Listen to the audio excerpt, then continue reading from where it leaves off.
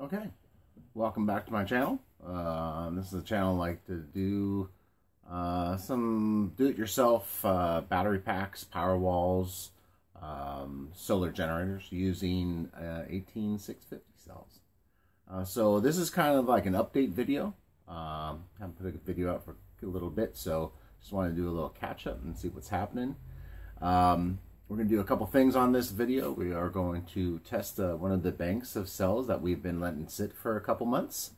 That way we can see if there's any automatic discharge on the cells as they're sitting there with some internal problems. So we want to get rid of those before we put them in the packs. And then we are going to do a review of the packs that we've accumulated after we've capacity tested them. We are going to see approximately what capacities we're going to use for those packs.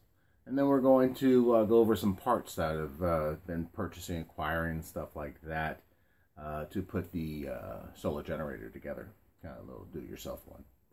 So we'll get started with the banks of cells that we have over here.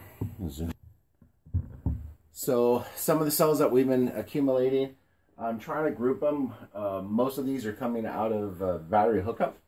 And the battery hookup cells, I've been picking these modems up, and they're mostly 2200 milliamps, fully charged, full capacity. So, and it's going to be ranges from 2000 up to 2300 milliamps. So these are what we've accumulated so far. There's about 60 cells in each one of these little packs here. We have anything from LGs, a few little Sanyos in there. Most of them are Samsung, LGs, and stuff like that. Great cells. Some Panasonics in here also. So what we're going to do is we're going to go ahead and test one of these packs just to see if there was any self-discharging cells on here. So we're just going to go ahead and grab the 2300. We have a couple of 2300s. We have 2200 milliamps, 221s, and then 2000 milliamp packs here. My goal is to bring all of these packs into 3 80 cell packs, or 80 in parallel, with 3 in series to be a 12 volt system to run the do-it-yourself solar generator. Okay, so let's grab one of these 2300s. Okay, and what we're going to do is, what I'd like to do is just kind of leave the cells inside the packs just like this. And I am just going to roll down. The positives are all on the top. They're going to be right here facing the camera. All the negatives are in the trays in the back. So what I'm going to do is just take my meter. Hopefully you can see this at home. I can see that it looks all right. And I'm just going to run through the packs. And I'm just going to make sure that they are over 14.1 volts is what I'm looking for. Yeah, you just kind of have to play with it a little bit and just move back and forth. It's a tedious little thing. 415. We got 415. 418. I'll probably speed through this on the film for you guys so you don't have to suffer through it. You can just kind of watch the meter, and then when I come across a low cell, we're just going to kind of pause it and show you. 415.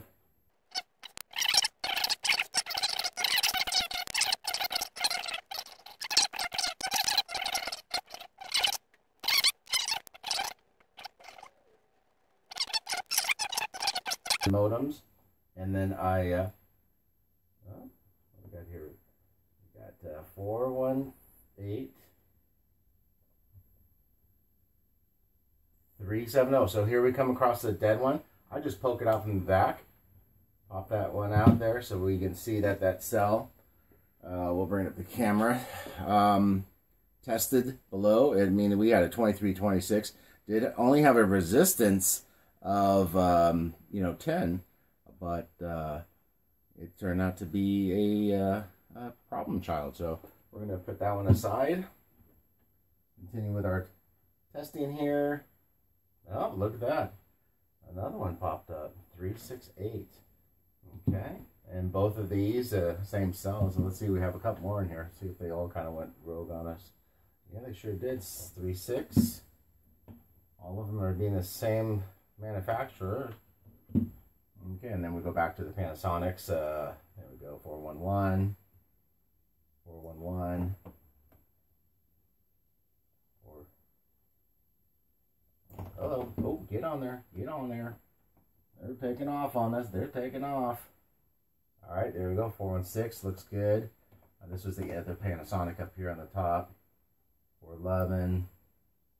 Oh yeah, 411. Almost done. Getting down to the end here. 411. And come on now. Come on. There you are. There you are. Get in the right spot there. Whoa, 391. Look at that. The very last. And it was a Panasonic. So those Panasonic's fine. So we have another. Let's see. Get you in the camera. Where are you? Oh, there you are.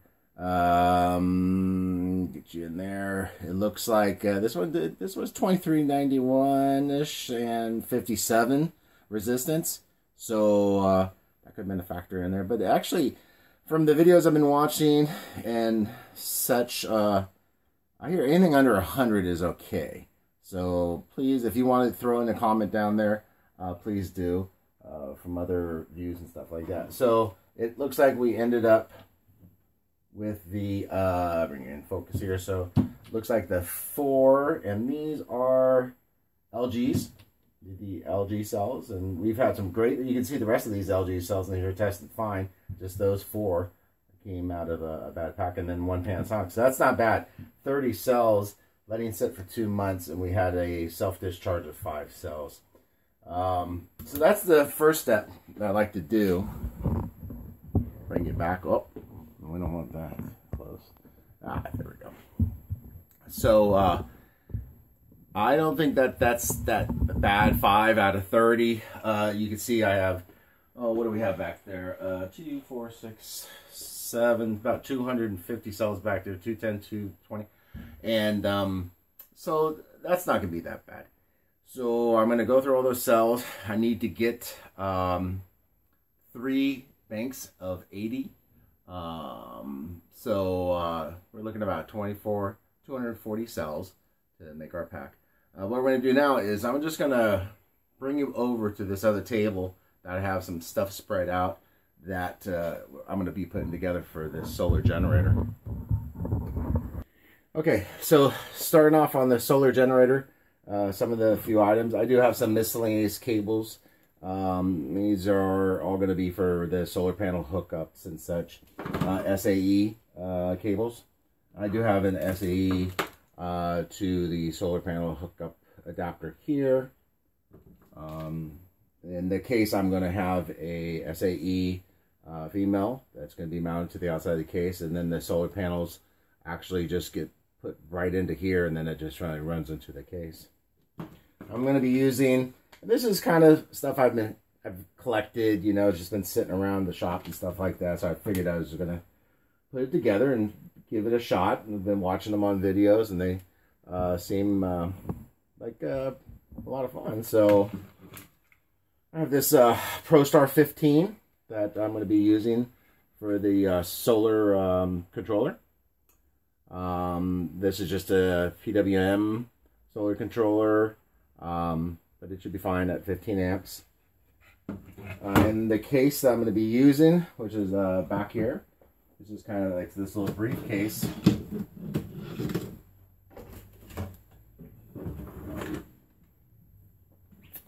You can see the size of here. 2 clamps in the front. Pretty durable. What I was going to do, I was going to take the top part of the case here, and then this is where I was going to be mounting all of the switches and gauges and outlets and stuff like that. Was going to be on the surface here. The case does open up, and right now it's got some foam and stuff in like that, but it has plenty of volume in there to put the cell packs. Has even a strap I'm going to be utilizing to keep the cell packs in place on the bottom, and then stack the inverter and controller on top of that. the cell configuration I'm going to be using for the packs.